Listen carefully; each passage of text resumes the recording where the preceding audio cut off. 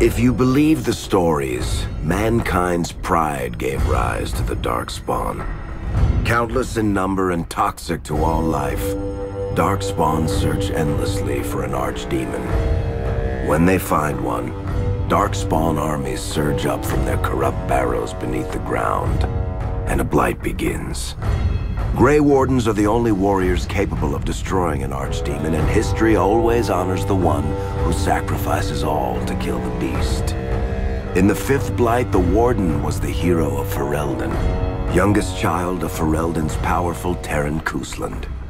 Betrayal saw the Cousland's ancestral castle burn, and the Terran and his wife slain. Duncan, a Grey Warden, helped the young noble escape to a new life with the Wardens. The allied Ferelden and Grey Warden forces met in Ostagar, where King Kaelin's armies and a host of Wardens gathered, ready to destroy the Darkspawn. But valor turned to despair as Loghain betrayed his king. Kaelin's forces were slaughtered, and the south was lost. The hero, now a full-fledged Grey Warden, survived with the aid of Flemeth, the mysterious witch of the wilds. Joined by Flemeth's daughter, Morrigan, and a Grey Warden named Alistair, the hero set out to build an army strong enough to abolish the Blight. With the traitorous Loghain now seated on Ferelden's throne, the Wardens sought help from the influential Arl Eamon of Redcliffe. However, they arrived in Redcliffe to find the town under siege. As each night, undead rose in waves and assailed the battered village. With the hero's help, the people of Redcliffe stood fast against the undead horde. The Wardens reached Arl Eamon's castle only to find the Arl lying at the edge of death, and his court fallen into madness. To save his father's life, Eamon's young son, Connor, had made a deal with a demon, and quickly fallen victim to its possession. Connor's life was sacrificed to end the demonic threat to Redcliffe. But deals with demons are never straightforward. The demon agreed only to save Eamon's life, not restore him to health. Arl Eamon needed a miracle to recover. The hero located an urn containing the sacred ashes of Andraste, which were said to cure any ailment. The urn was protected by ancient traps, tests of will, and a dragon-worshipping cult that wanted to twist the urn's power to its own ends. The urn remained pure, but mysteriously disappeared after the Wardens departed. Only the temple dedicated to it still stands. With a pinch of the ashes, the hero restored the Arl to health. Informed of Loghain's treachery, Eamon swore his political and military support. The circles of Magi are bound by oath to aid the Grey Wardens in times of blight. However, Lake Calenhad's tower could offer little help. One of its mages, Uldred, had become possessed by a pride demon and was twisting other circle mages into abominations. The hero fought to the top of the tower and defeated Uldred, saving the remaining mages. Grateful for their lives, the mages joined the Warden's army. The allies gained at the circle were not the only soldiers to join the Warden's forces, however. Dalish elves don't usually make alliances, but even deep hatred can be set aside in the face of oblivion. An ancient curse was destroying Ferelden's largest Dalish clans, turning the elves into werewolves. Zathrian, the clan's keeper, claimed that the cure required the heart of the great wolf, Witherfang. Years before, Zathrian himself had afflicted a group of humans with the curse that now ravaged his clan. As long as he lived, the curse endured. The hero freed the werewolves from the long-standing curse, and the Dalish joined the Warden's forces. Blights may happen hundreds of years apart, but the dwarves who live below the surface of Thedas fight Darkspawn every day. No one is better schooled in battling Darkspawn than the warriors of Orzammar, except perhaps their allies of old, the Grey Wardens. The hero arrived in Orzammar in the wake of King Endrin's death to find political factions fighting for control of the Dwarven capital.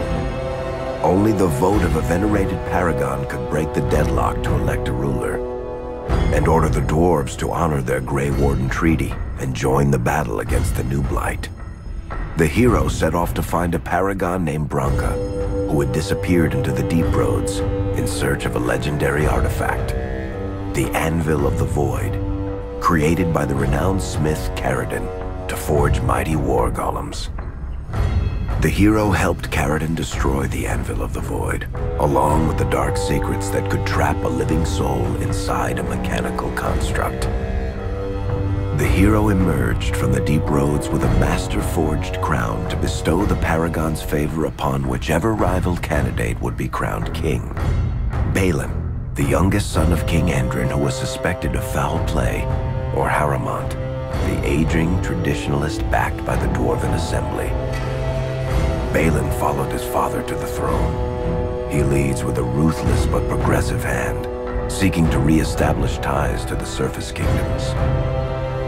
With Jordan's strength now bolstering the Warden's army, the hero had to deal with Loghain so Ferelden could stand unified against the Darkspawn before the Blight swallowed the world. The kingdom of Ferelden stood divided. While some nobles supported Loghain's regency, others condemned his inaction against the Darkspawn. Civil war brewed, and Arl Eamon called a landsmeet in hopes of curtailing the conflict and removing Loghain from the throne. Loghain was found guilty of treason, and the hero carried out his execution in Denerim's palace. As the Warden's united army massed in Redcliffe, the Darkspawn overran Denerim, laying siege to Ferelden's capital city. The hero's army fought valiantly through Denerim and broke the Darkspawn siege. On Fort Dracon's highest tower, the hero's strongest allies fought alongside the Warden in a final heroic battle against the massive Archdemon. The Archdemon was killed without the sacrifice of a Grey Warden's life. With no Archdemon to lead them, the Darkspawn scattered. Most fled underground, still teeming in number and always seeking a new Archdemon to awaken. The shattered kingdom of Ferelden embarked on a long journey to recovery. In the Blight's aftermath, strong leadership was crucial. Alistair, King Caelin's half-brother, and Queen Enora, Caelin's widow and daughter of Loghain, joined in a political union. Together, they ushered Ferelden into a new era. Ferelden still stands, as obstinate and resolute as the Dog Lords ever are, but the events of the Fifth Blight loom over it as the nation rebuilds. For people across Thedas, legends of the hero of Ferelden remain the nation's brightest beacons of hope during its darkest times. It all began in Kirkwall, the fall of Knight Commander Meredith, the Kunari Uprising, and of course, the Chantry's destruction and the onset of Mage Rebellion. One person always stood amidst the swirling chaos: Hawke, the champion of Kirkwall. The Hawke family fled Lothering, refugees from the Blight. Leandra, mother of the champion, and siblings Bethany and Carver, hoped to find refuge at her family's estate in Kirkwall, far to the north. As a mage with a family legacy of magic on both sides, Hawke naturally became involved in the events that ultimately led to the Mage Rebellion. The Hawks escaped the Blight with the help of Aveline Valen, a warrior and family friend. It's said that the family was also aided by Flemeth, the notorious Witch of the Wilds. Hawke's sister Bethany never reached the Free Marches. She was killed by Darkspawn while defending her family. The family's first years in Kirkwall were difficult. Leandra's brother Gamlin had lost the family fortune. The Hawks lived in poverty, forced to indenture themselves in return for entrance to the city. To pay off the debt, Hawke was forced to work for a gang of smugglers. All the while, Hawke and Carver did their best to hide Hawke's magic from the Templars. Opportunity eventually struck in the form of a dwarf named Varric Tethras, who was planning an expedition to the Deep Roads. It was a long shot, But with gold gained from the expedition, Hawke could free the family from its criminal creditors and further Templar scrutiny. Hawke met a rogue Grey Warden named Anders, who possessed detailed maps of the deep roads. These maps were crucial to the expedition's success. Once Hawke obtained them, everything else fell quickly into place. Carver joined Hawke on the expedition. The siblings found ancient dwarven treasure and a statuette formed from a strange red lyrium. Carver fell victim to the blight that suffuses the deep roads, but Anders led him to a group of Grey Wardens who were able to save his life. The gold Hawke recovered from the deep roads brought back Leandra's stately childhood home in Hightown. The Hawkes had barely settled into their new home when Leandra was murdered, a deeply sinister and twisted killing. Hawke hunted down Quentin, the blood mage responsible, but could not prevent Leandra's death. Leandra's tragic death was part of a critical problem facing Kirkwall.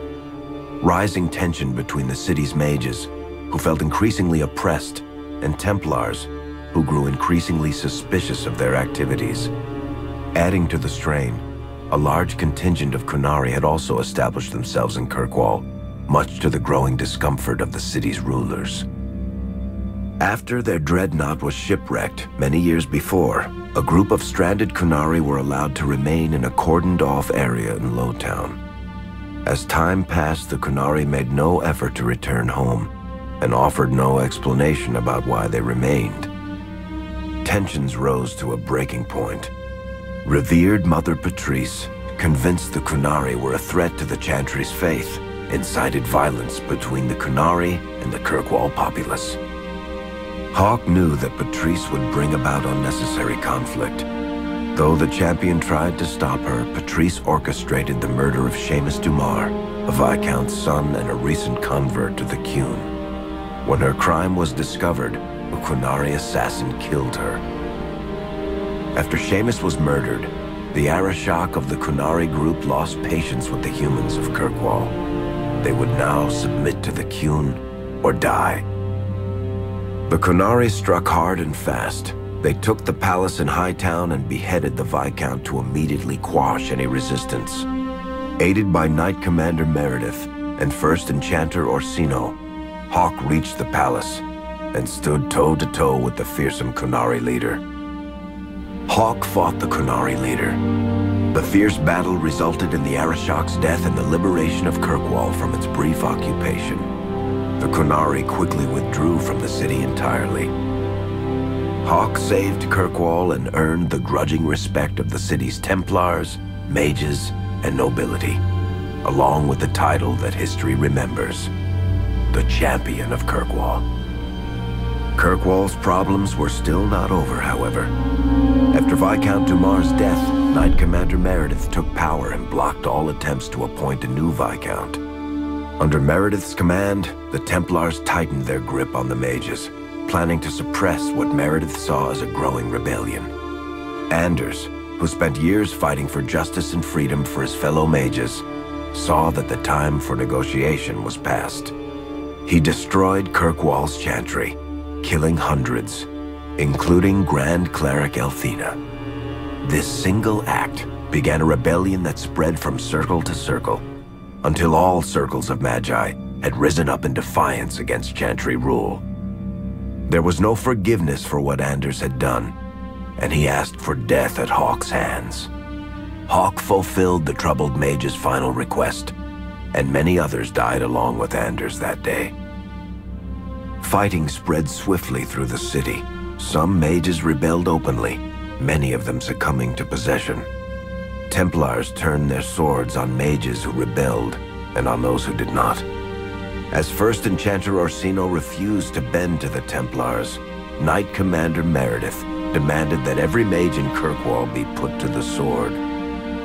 Hawke saved many mages from Templar blades, keeping them from succumbing to possession or the temptations of blood magic. In the end, however, Hawke was forced to strike down Orsino, who had betrayed his own values by resorting to blood magic himself. The battle proved one thing. Knight Commander Meredith had gone mad. Hawke saw the truth of it when Meredith unsheathed her sword, and the red lyrium idol from the deep roads was embedded within it. The blade fueled her hatred and paranoia, as it had for months. After a horrific battle, the red lyrium of the Knight Commander's sword consumed her as she died. Meredith became a statue, her face a frozen mask of horror. Little is known of the champion since that final battle. However, Hawke's story lives on in legend and song. Memories of the indelible changes the champion of Kirkwall brought to the face of Thedas.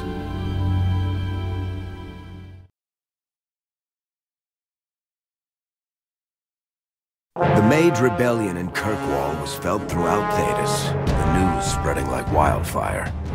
The Templars clamped down in response, but each new restriction only made things worse.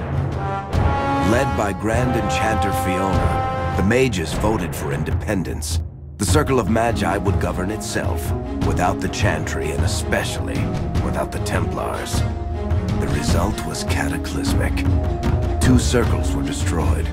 Those within killed to the last mage, before the rest fled into the wilderness. Perhaps the mighty Empire of Orlais could have intervened in the war before it began, but that was not to be. Grand Duke Espard began a deadly civil war against Empress Celine, vying for the Orlesian throne. The mages were offered safe haven in neighboring Ferelden, but the Templars followed, and so their battles spread across all of Thedas. As head of the Chantry, Divine Justinia ordered the Templars to stand down. They refused, declaring their own independence. Thus, the war began in earnest. Templars hunting mages, mages fighting Templars. Their clashes wreaked untold destruction, and all sense of order was falling to pieces. Divine Justinia made one final desperate bid to end the war.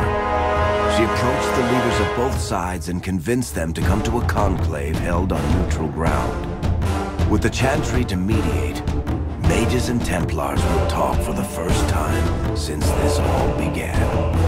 It is our last